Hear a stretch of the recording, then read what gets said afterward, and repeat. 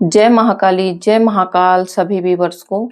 मैं माता महाकाली चौकी से भगत इनेन्द्री आप सभी का अपने यूट्यूब चैनल पर स्वागत करती हूँ और आशा करती हूँ कि माता महाकाली की कृपा आप सभी पर बरस रही होगी और आप सभी खुश होंगे, स्वस्थ होंगे, मस्त होंगे।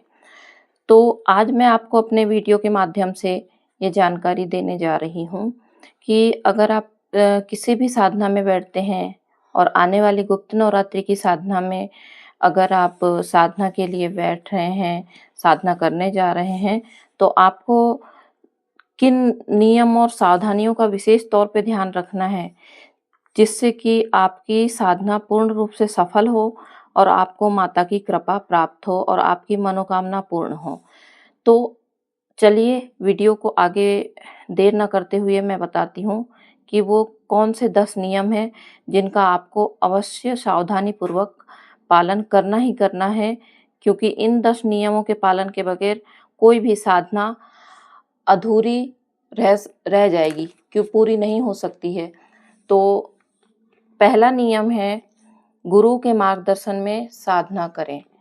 तो आप जब भी किसी प्रकार की साधना को करने जाते हैं तो गुरु से मंत्र दीक्षा लेकर ही मंत्र की साधना करें, किसी भी देवी देवता की साधना करें, क्योंकि बिना गुरु के मार्गदर्शन में अगर आप साधना करेंगे तो साधना का आपको कोई लाभ प्राप्त नहीं होने वाला है। अगर आपके सामने शक्ति आ भी जाती है तो आपको उससे कैसे बात करनी है, उससे कैसे काम लेना है, ये आपको जानकारी नहीं होगी, जो गुरु के मार्गदर्शन में ही आपको प्राप्त होगी कि शक्ति को चलाना कैसे है।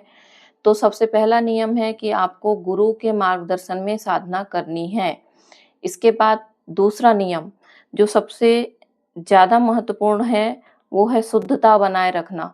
आपको अपने पूजन स्थान में नियमित शुद्धता का ध्यान रखना है। आपको स्नान करके ही अपनी साधना में बैठना है।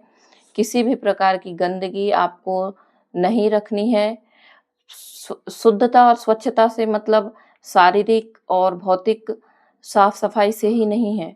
आपको शुद्धता अपने मन में भी रखनी होगी। तन मन से आपको स्वच्छ रहना होगा और साधना करनी होगी। तो चलिए आगे तीसरा नियम मैं बताती हूँ, ब्रह्मचर्य का पालन करें। सबसे महत्वपूर्ण तीसरा नियम है ब्रह्मचर्य का पालन।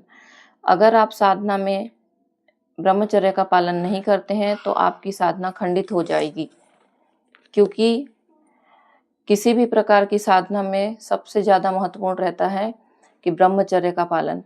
ब्रह्मचर्य आपको तन से ही नहीं मन से भी करना है, क्योंकि अगर मन में ही शुद्धता नहीं होगी, मन में ही ब्रह्मचर्य अगर पालन नहीं करेंगे, मन में आपके विचार अनर्गल विचार आते रहेंगे तो आपकी साधना पूर्ण नहीं हो सकती है। ब्रह्मचर्य का पालन आपको मन से भी करना होगा और तन से भी करना होगा। चौथा नियम है साधना का समय निश्चित रखें।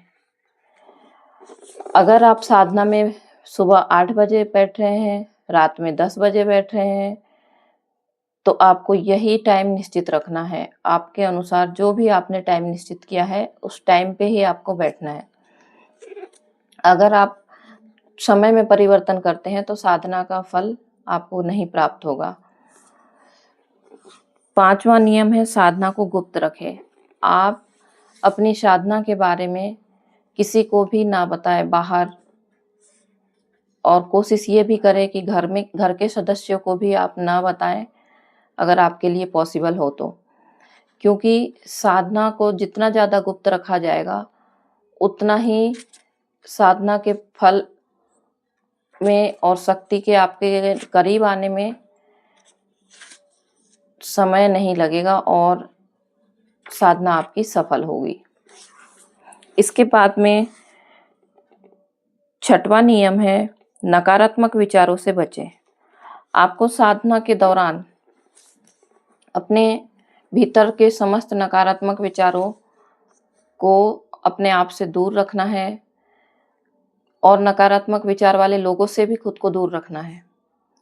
और काम, क्रोध, मद, लोभ, ईर्ष्या, निंदा, इस प्रकार की समस्त नकारात्मकता और ऐसे नकारात्मक चीज़ों से आपको दूर रहना है। आपके मन में विचार भी नहीं आना चाहिए, तभी आपकी साधना फलित होगी। इसके बाद का नियम है, 7वां नियम है, सुरक्षा घेरा या रक्षा कवच आपको लगाना है।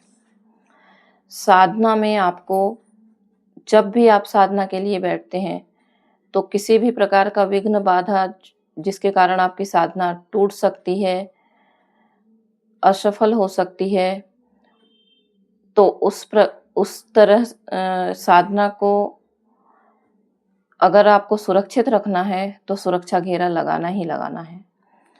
तो सुरक्षा घेरा लगाने के लिए आप जिस भी मंत्र का, सुरक्षा मंत्र का आपने सिद्धि करके रखी हुई है, आप उसका प्रयोग कर सकते हैं, या माता के या जिस भी देवी देवता का कवच आपने सिद्ध किया है, आप उसको सुरक्षा घेरा में इस्तेमाल कर सकते हैं।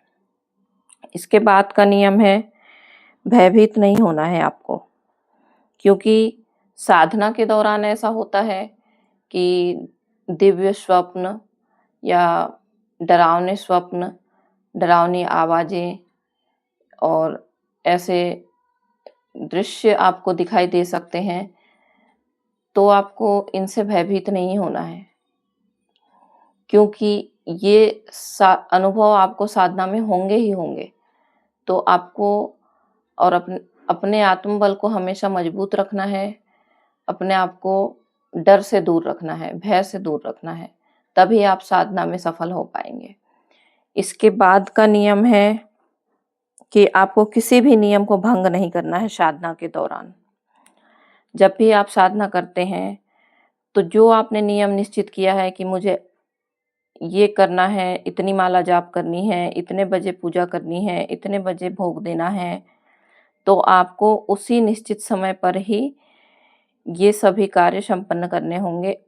आप किसी भी साधना के समय में उसके जितने भी विधि विधान में आप परिवर्तन नहीं कर सकते हैं। इसके बाद आखिरी और 10वां नियम जो मैं आपको बता दूं, सबसे ज़्यादा महत्वपूर्ण है कि आपको अपने देवी या देवता, आप जिसकी साधना कर रहे हैं, उस पर आपको पूर्ण विश्वास अपना रखना है, क्योंकि जब तक आप पूर्ण विश्वास नहीं रखेंगे, तब तक आपकी साधना सफल नहीं होगी। क्योंकि श्रद्धा, विश्वास और मन में जब तक आपकी भावना देवी देवता के प्रति सच्ची नहीं होगी, विश्वास नहीं होगा, आप अपनी साधना में सफल नहीं हो सकते हैं। फिर आप दोष देते रहेंगे कि विधि बताने वाले ने सही नहीं बताया, या हमें गलत मार्गदर्शन मिला है। आप इस तरीके से अपने मन में विचार ला सकते हैं, क्योंकि सारे नियम आपके बेकार चले जाएंगे, सारी साधना आपकी बेकार चली जाएगी, समय आपका बेकार हो जाएगा अगर आपने विश्वास रखकर साधना नहीं की तो। क्योंकि बिना विश्वास के आप सब कभी साधना में सफल हो ही नहीं सकते हैं। तो आशा करती हूँ कि आपको मेरे द्वारा दी गई जानकारी पसंद आई होगी। तो आप वीडियो को लाइक कीजिए, शेयर कीजिए और चैनल को सब्सक्राइब कीजिए। और अधिक जानकारी के लिए आप कमेंट में भी आप लिख कर भेज सकते हैं कि किस जानकारी के ऊपर मैं आपके लिए वीडियो लेकर आऊँ।